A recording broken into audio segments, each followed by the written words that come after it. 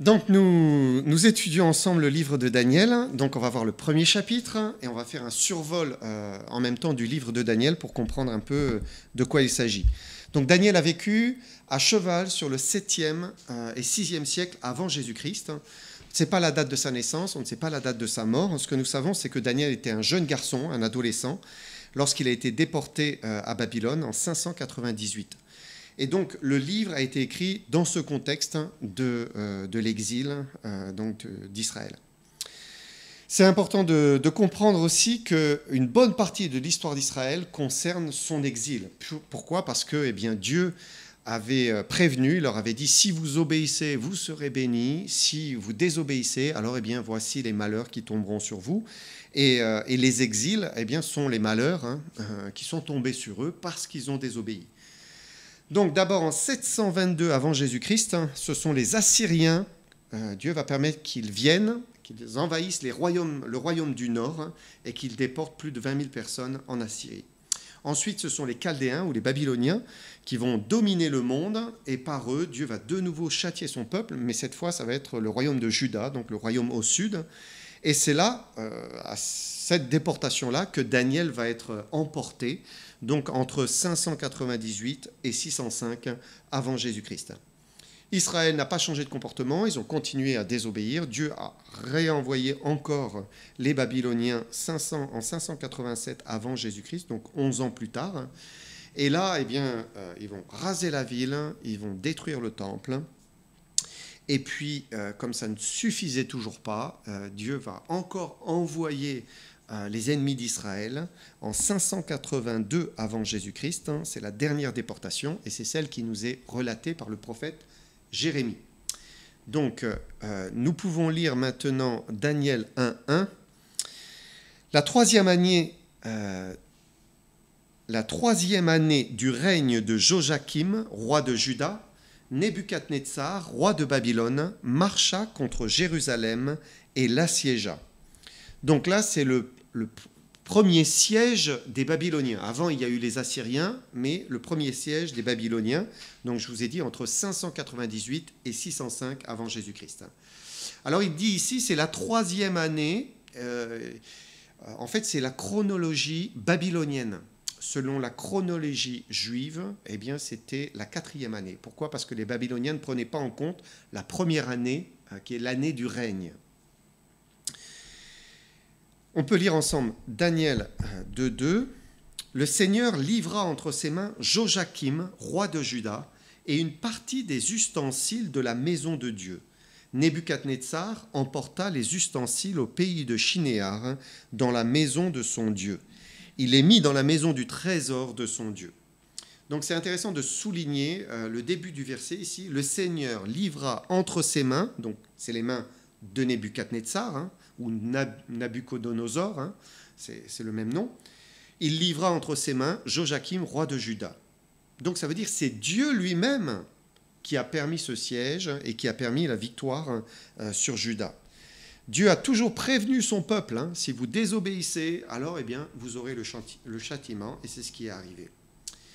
On lit aussi que Nebuchadnezzar va emporter une partie des ustensiles du temple, de la maison de Dieu, et il va les transférer jusque dans la maison de son Dieu, de son idole, de son faux Dieu. Et c'était quelque chose de terrible pour les Juifs, on puisse prendre les ustensiles qui servaient au culte de l'Éternel, du vrai Dieu, et puis que ce soit amené dans la maison d'un faux Dieu. Mais c'est Dieu lui-même qui permettait cela. Finalement, il permettait qu'on leur ôte les objets du culte, puisque ils étaient privés. Mais c'est intéressant de voir que Nebuchadnezzar n'a pris qu'une partie des ustensiles, simplement une partie. Donc il va laisser une partie à Jérusalem, et il y aura encore le temple qui sera toujours à Jérusalem. Pourquoi ? Parce que cette première déportation de Babylone était un avertissement. Voilà. Attention, attention. Et Dieu est bon. Dieu donne des avertissements. On peut dire que son châtiment, quand il y a châtiment, il peut être progressif. Et 11 ans plus tard, parce que les Juifs n'ont pas changé de comportement, à ce moment-là, Dieu a finalement permis que le temple soit rasé. C'est terminé. Voilà, terminé. Et là, ce n'est qu'un avertissement. Daniel 1, versets 3 à 7. Le roi donna l'ordre à Ashpénaz, chef de ses eunuques, d'amener quelques-uns des enfants d'Israël de race royale ou de famille noble, et de jeunes garçons sans défaut corporel, beaux de figure, doués de sagesse, d'intelligence et d'instruction, capables de servir dans le palais du roi, et à qui l'on enseignerait les lettres et la langue des Chaldéens. Le roi assigna pour chaque jour une portion des mets de sa table et du vin dont il buvait, voulant les élever pendant 3 années, au bout desquelles ils seraient au service du roi. Il y avait parmi eux, d'entre les enfants de Juda, Daniel, Anania, Mishaël et Azaria.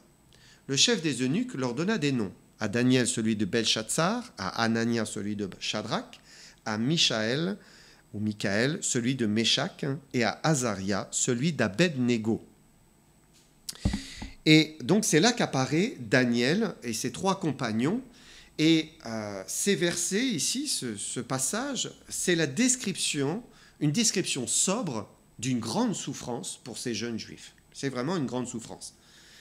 D'abord, ils étaient à l'origine de race royale, de famille noble. Ça veut dire qu'ils étaient dans un milieu plutôt protégé, par rapport au petit peuple, si je peux dire. Ils vont être arrachés à leur famille, arrachés à leur milieu, et déportés à des milliers de kilomètres de leur terre natale. Donc c'était un premier choc. Culturellement, c'est un complet changement, parce que là, on leur impose d'étudier une nouvelle culture, une nouvelle langue, d'avoir de nouvelles traditions, et nouveaux principes. C'est un deuxième choc. Ensuite, on veut changer leurs habitudes culinaires et les attaquer jusque dans leurs convictions les plus profondes, dans leur culte du vrai Dieu. Pourquoi ? Parce que le roi ordonne de leur donner des viandes et du vin. Tout cela était sacrifié, était offert, dédié à des faux dieux, à des idoles. Donc quand on sacrifiait un animal, eh bien, c'était pour tel dieu, tel faux dieu. Et eh bien, c'était encore un choc ici. Comment c'était possible qu'ils puissent vivre cela.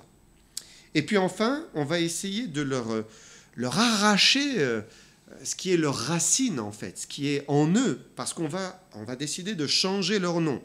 Ils avaient 4 noms hébreux qui témoignaient de leur foi. Daniel veut dire « Dieu est mon juge ». Anania veut dire « Dieu a été miséricordieux ». Michaël veut dire « Qui est ce Dieu est ?» Et en fait, on le comprend, qui est comme Dieu. En fait, c'est ça. Michaël, qui est comme Dieu. Et Azaria veut dire « L'Éternel a secouru ». Donc leurs 3 noms mentionnent leur origine et leur foi finalement, leur origine hébraïque et leur foi en l'Éternel, le Dieu qui juge, le Dieu miséricordieux, le Dieu qui est unique et le Dieu qui secourt. Mais on va désormais les appeler par des noms païens, Belchatsar, Shadrach, Méshach, Abed-Négo, où la mention de l'Éternel, de leur Dieu, eh bien, est éliminée, ou parfois même remplacée, puisque Abed-Négo signifie serviteur du dieu Négo. Donc c'est un cauchemar pour un juif. Donc c'est un 4e choc. Et c'était une situation, il faut se remettre dans le contexte et dans ce qu'ils vivent. Eux, ce sont des jeunes hommes. Ils ont entre 15 et 17 ans, 14 ans et 17 ans, quelque chose comme ça. Et c'est traumatisant d'être arrachés comme ça. On pense là beaucoup aux enfants ukrainiens qui ont été arrachés pour être emmenés en Russie, à cause du conflit avec l'Ukraine. Et c'est toujours traumatisant pour un enfant ou un adolescent d'être arraché à sa famille, à sa racine, à son pays, à sa culture. Et Daniel ne pouvait pas changer grand-chose. Ils ont été forcés à ce départ lointain d'abord, forcés à cette nouvelle éducation, forcés d'entendre eh bien, que désormais on les appelait avec des nouveaux noms, même si probablement entre eux, ils continuaient à s'appeler de leur nom hébraïque. Mais il y a une chose qui peut-être pourrait changer. Et on lit ce verset 8. Daniel 1,8. Daniel résolut de ne pas se souiller par les mets du roi et par le vin dont le roi buvait. Et il pria le chef des eunuques de ne pas l'obliger à se souiller. Et là, nous avons le verset clé du chapitre 1, c'est un verset vraiment clé, c'est un mot aussi qui est important, résolu. Daniel résolu, il était résolu. Lorsque on emploie ce terme dans la Bible, plus de 500 fois, il a beaucoup de significations qui sont différentes. Dans ces différentes significations, par exemple, il y a imposer, fixer, établir, déclarer, exiger. D'autres traducteurs ont choisi de dire « Daniel arrêta dans son cœur ». Daniel prit une ferme résolution. Ou encore, Daniel prit la ferme décision. Et donc, Daniel subissait tout ce que nous venons de dire, mais là, il dit non. Là, il dit non, hein, je ne veux pas me souiller avec ces mets offerts à d'autres dieux, à des divinités païennes. Et on voit un trait caractéristique de ce Daniel, ce jeune Daniel, c'est qu'il aime l'Éternel, son Dieu. C'est un jeune homme qui est pieux. Il est jeune, mais il est pieux. Il a grandi dans la foi de ses parents et son cœur est vraiment offert au Dieu de ses pères. Il aime l'Éternel. Et la désobéissance d'Israël et de Juda ne voulait pas dire qu'il n'y avait pas des hommes pieux. Il y avait quand même des hommes pieux en Israël, mais l'ensemble de la nation était plutôt dans la désobéissance, dans la rébellion, était corrompu, idolâtre, blasphémateur. Donc Dieu était obligé de juger, même s'il y avait des fidèles au milieu d'Israël. Et ce qui est touchant chez Daniel, c'est qu'il subit de plein fouet la conséquence de la désobéissance du peuple d'Israël dans son ensemble, mais il garde la foi en son Dieu. Il a vraiment une foi solide, il n'abandonne pas son Dieu, il l'aime. Et il faut une grande maturité pour traverser l'épreuve qui était la sienne et rester fidèle à son Dieu. Daniel est un jeune homme, mais un jeune homme qui est déjà mature. Un jeune homme qui comprend que Dieu est Dieu et il peut permettre des situations qui sont douloureuses, mais voilà, il ne cesse pas pour autant d'aimer son Dieu. Il l'aime encore. Et il l'aime de tout son cœur, ce qui le pousse à cette résolution. Il est consacré à l'Éternel. On va voir dans la suite du livre de Daniel, il a une foi solide, il a un culte sérieux, un culte personnel sérieux, et Dieu est présent dans sa vie. Alors, eh bien, il veut continuer à l'honorer, et le minimum qu'il puisse faire, c'est d'essayer de ne pas se corrompre avec ces viandes qui sont sacrifiées à des idoles et qui viennent des Babyloniens. Et c'est très important, ce que l'on vient de dire, parce que tout le livre commence sur cette base, la consécration d'un homme. Et suite à cette consécration, Dieu va se manifester en faisant des miracles, par des délivrances extraordinaires, mais aussi par des visions et des songes prophétiques. C'est toute la suite du livre. Et Dieu est un Dieu de grâce. Dieu fait grâce. Mais il cherche toujours des hommes, des femmes qui sont vides, des vases vides, entièrement offerts, pour qu'ils puissent les remplir. Et là, eh bien, il y avait un jeune homme qui était consacré, et Dieu l'a choisi pour lui donner toutes ces révélations prophétiques. Et Daniel était vraiment un personnage, quelqu'un de particulier. Un prophète qui lui était contemporain, c'est Ézéchiel. La différence entre Ézéchiel et Daniel, d'abord, ils n'ont pas été déportés exactement en même temps, mais la particularité, c'est que Daniel, lui, était à la cour, au palais, dans les hautes sphères, tandis que Ézéchiel était plutôt auprès du peuple juif qui était déporté. Et c'est intéressant de voir ce que Dieu a mis dans la bouche ou sous la plume d'Ézéchiel. On va lire Ézéchiel 14, 12 à 20.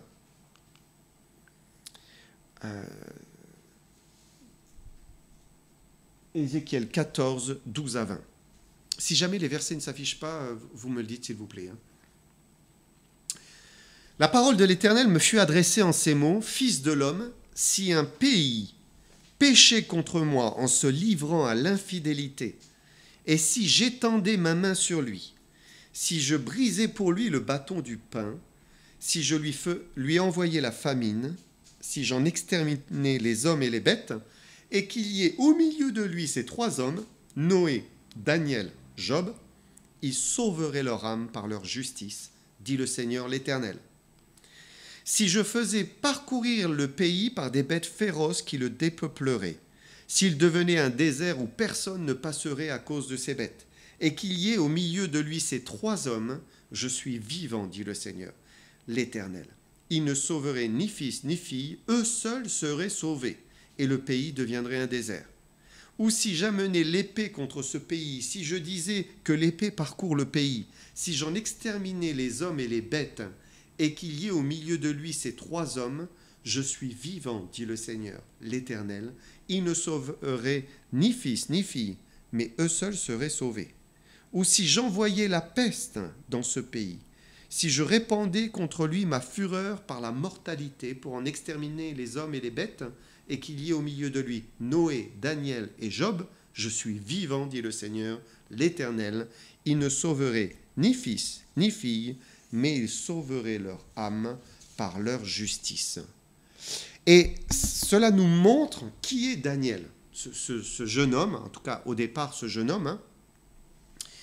Il arrive à Babylone, mais il va être vite comparé, mis au même niveau que Noé et Job. C'est-à-dire des hommes qui étaient consacrés à l'Éternel. Et sa résolution du premier chapitre nous montre qui était Daniel. On voit toute sa vie, un homme consacré. Mais ça ne va pas... la consécration, eh bien, ce n'est pas que dans un sens, dans le sens où une personne se consacre à l'Éternel, alors, eh bien, Dieu ne l'abandonne pas. Il y a un retour de l'Éternel vis-à-vis de quelqu'un qui marche avec son Dieu. Et c'est quelque chose qu'on peut vérifier dans tous les exemples des hommes de la Bible. Ils n'ont pas été épargnés des difficultés, mais tous ceux qui ont été consacrés, Dieu était toujours là. Dieu ne les abandonnait pas. Et la plupart du temps, ils vivaient des miracles, ils vivaient des choses extraordinaires. Alors, eh bien, verset 9, Dieu fit trouver à Daniel faveur et grâce devant le chef des eunuques.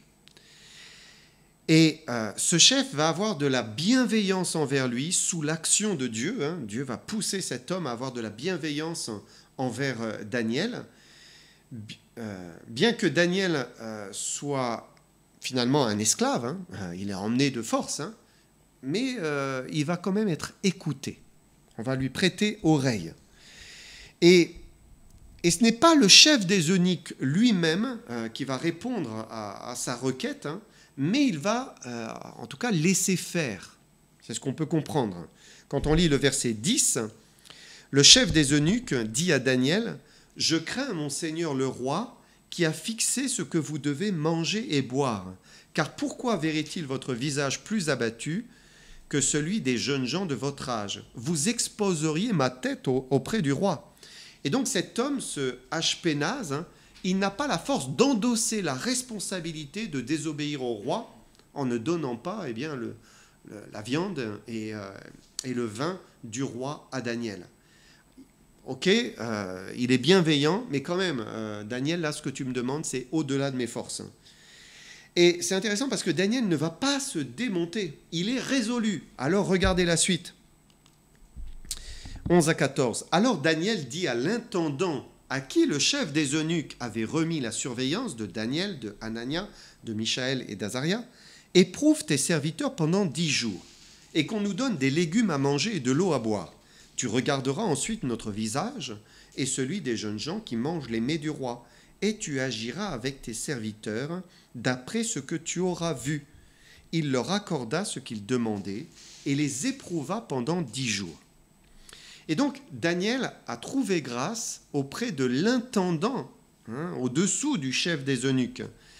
Et s'il a trouvé grâce, parce que le verset dit qu'il a trouvé grâce auprès du chef, on peut penser que le chef a vu, il a su, et puis il a laissé faire. Puisque l'intendant prenait sur lui de faire la chose, ok, mais si ça ne va pas, c'est sur toi que ça tombera. C'est intéressant aussi de voir que parfois, quand on sait que c'est la chose à faire, il faut persévérer. Le chef des eunuques a dit non à Daniel. Non, je ne ferai pas ça. Il lui a dit qu'il ne pouvait pas faire chose pareille. Mais c'est intéressant parce que Daniel sait que c'est la volonté de Dieu. Il sait que c'est le moyen d'honorer Dieu. Alors il insiste, il persévère et il va demander ailleurs, c'est-à-dire à l'intendant. Et c'est une leçon à retenir, c'est que quand nous sommes convaincus que c'est Dieu qui le veut, que c'est la volonté de Dieu, alors il ne faut pas se décourager, même si on a un refus, même si, non, c'est non, eh bien, voilà, on persévère parce que la porte s'ouvre toujours. Hein. Quand c'est ce que Dieu veut, elle finit par s'ouvrir. Versets 15 à 17. Au bout de 10 jours, ils avaient meilleur visage et plus d'embonpoint que tous les jeunes gens qui mangeaient les mets du roi. L'intendant emportait les mets et le vin qui leur étaient destinés, et il leur donnait des légumes. Dieu accorda à ces 4 jeunes gens de la science, de l'intelligence dans toutes les lettres et de la sagesse. Et Daniel expliquait toutes les visions et tous les songes. Et là, c'est un miracle, puisqu'ils ont meilleur visage et même ils ont de l'embonpoint, ils ont pris du poids. Ça paraît extraordinaire, et ça l'est, puisqu'ils n'ont mangé que des légumes et de l'eau. Normalement, c'est pour... si on ne mange que des légumes, eh bien, on est censé perdre du poids. Bon, on peut croire qu'ils en ont mangé en grande quantité, C'était des adolescents, donc ils devaient bien se nourrir et bien se remplir. Mais il y a un miracle, puisque simplement en 10 jours, ils ont pris du poids. Donc il y a un vrai miracle. On trouve ce verset dans 1 Samuel, je vous le lis simplement. « Car j'honorerai celui qui m'honore, mais ceux qui me méprisent seront méprisés. » Et on peut dire que Daniel et ses compagnons ont honoré Dieu, et Dieu les a honorés en répondant à leurs prières. Ensuite, comme Dieu avait déjà fait pour Salomon, Dieu avait répondu à sa prière, il lui avait donné une sagesse qui dépasse tout ce que l'on peut imaginer. Dieu a béni aussi ces 4 jeunes gens par de la science, par de l'intelligence, dans toutes les lettres, et de la sagesse. Mais Daniel, lui, a reçu quelque chose de plus, c'est qu'il pouvait expliquer les visions et tous les songes. Et c'est important de comprendre cela, parce que le livre de Daniel, en fait, est un livre rempli de visions et de songes. Et Daniel saura les interpréter, il saura les expliquer. Et c'est là où on peut s'intéresser à la fresque qui est là sur le mur. D'abord, d'où vient cette fresque ? Peut-être je peux vous expliquer l'origine. Elle vient d'un certain Clarence Larkin. Larkin, donc c'est un jeune homme qui s'est converti aux États-Unis à 19 ans, tout jeune. Il était à l'origine dessinateur industriel. Et il est devenu plus tard, une fois converti, il est devenu pasteur baptiste. Et là, il s'est appliqué à essayer de comprendre toutes les prophéties bibliques, tout ce qui était difficile à comprendre. Et donc, il a fait des grandes fresques qui étaient destinées à ses fidèles, en fait. Il affichait ces fresques et puis il enseignait les prophéties de la Bible à son Église. Voilà comment il a fait cela. Donc, je vous donne ici des exemples de son travail. Donc là, vous avez par exemple, voyez ce qui se passe au ciel, voyez ce qui se passe sur la terre. Jacques, là. Et en dessous, le Sheol, donc tout ce qui se passe en bas. Donc voilà, c'est plein de... Alors il y a toutes les références bibliques et c'est expliqué, donc il appuie à chaque fois. Une autre fresque, donc là c'est les 7000 ans de l'histoire de l'humanité. Donc bibliquement, eh bien, nous croyons que la Terre est jeune et que les hommes n'ont pas 450 millions d'années ou que sais-je. Non, pas du tout. Et donc il explique les différentes phases passées et futures. Ici, l'histoire des nations païennes. Donc, qu'est-ce que la Bible en dit et comment tout cela s'articule selon la Bible, toujours. Ici, le monde spirituel et l'au-delà. Voilà, les anges, où sont les anges, que font-ils, etc. Donc voilà, c'est très intéressant. En 1918, il publie un recueil de tous ces tableaux, de toutes ces fresques. Hein. Vous pouvez trouver un exemplaire en anglais, hein, aujourd'hui, ça existe, hein, j'en ai un à la maison. Et ce que vous voyez ici, donc, c'est une peinture, hein, quelqu'un qui a reproduit une de ces fresques. Voici l'original, donc qui a été refaite. Alors bien sûr, ces tableaux, ces fresques sont une interprétation des différentes prophéties, hein, c'est certain.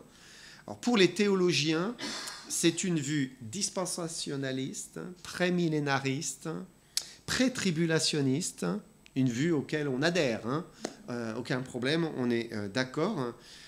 C'est très explicite hein, sur les convictions baptistes. Hein. Alors moi, personnellement, je mets un bémol sur une chose dans son travail où, à mon avis, il me semble qu'il va un petit peu trop loin. C'est quand il aborde la question des versets 1 et 2 de la Genèse, où là, il parle de gap theory. Hein. Donc, je ne rentre pas dans les détails. Mais bon, ça ressort dans ces dessins. Et là, eh bien, je ne suis pas d'accord. Je ne pense pas que c'est juste. Hein. Mais pour l'ensemble, c'est vraiment très intéressant. Hein. En tout cas, c'est utile hein, d'étudier et d'essayer de comprendre tout l'enseignement des prophéties par ces fresques. Alors pour nous aujourd'hui et dans les semaines à venir, eh bien, on va étudier le livre de Daniel et avec ce tableau hein, qui l'illustre. Donc vous pouvez directement jeter un œil là sur le mur.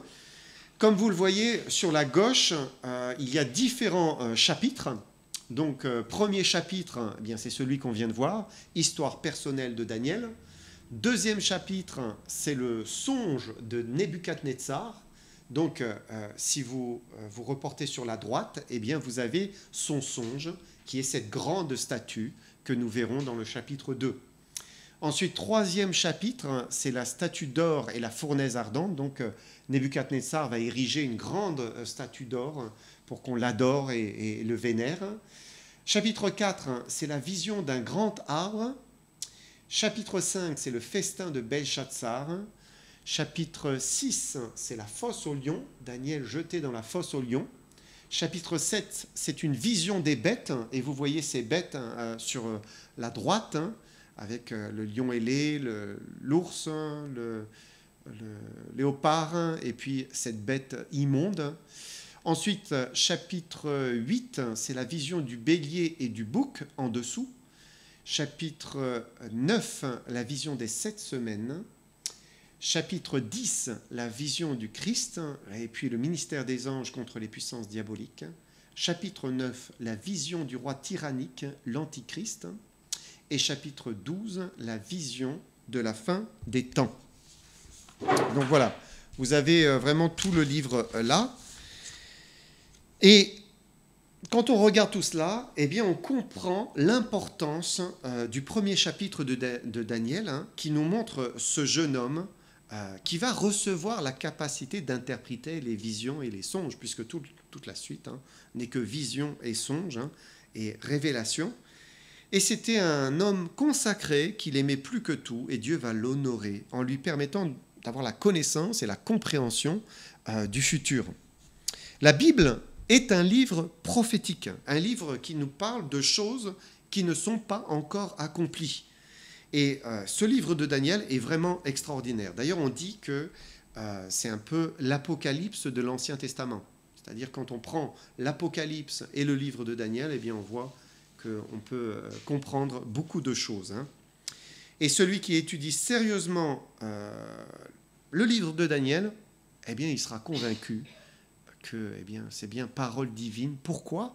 Parce que Daniel nous parle des choses qui n'étaient pas encore à son époque. Hein, puisque quand il a écrit ce livre, hein, c'était au VIe siècle avant Jésus-Christ.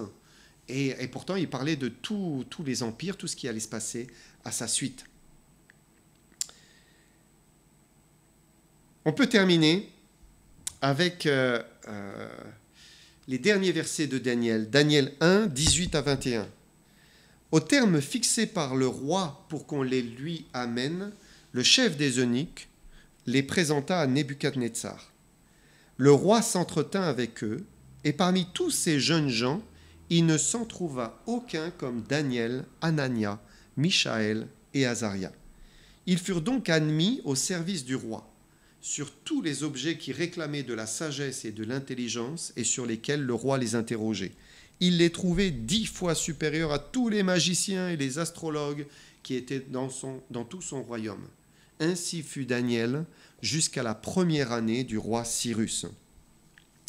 Et Daniel et ses compagnons vont vraiment se démarquer au milieu des sages de Babylone. Ils seront à part, nous avons lu, 10 fois plus sages et intelligents que les conseillers du roi.